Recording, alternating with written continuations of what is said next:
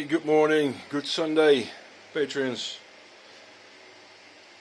I'm almost finished with all the parts for the T-21.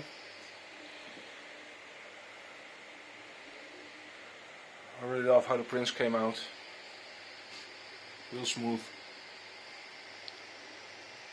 So I think I can make real good progress in the build this week with some help of my friends.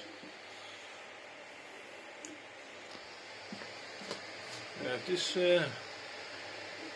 big groove thing for the barrel, for shroud.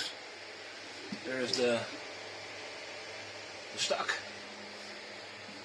And there's the main upper receiver slash body. And when these are finished, I only have to print one more thing and I got all the parts, so yeah, that should be done tomorrow. So stay tuned for more. Bye bye.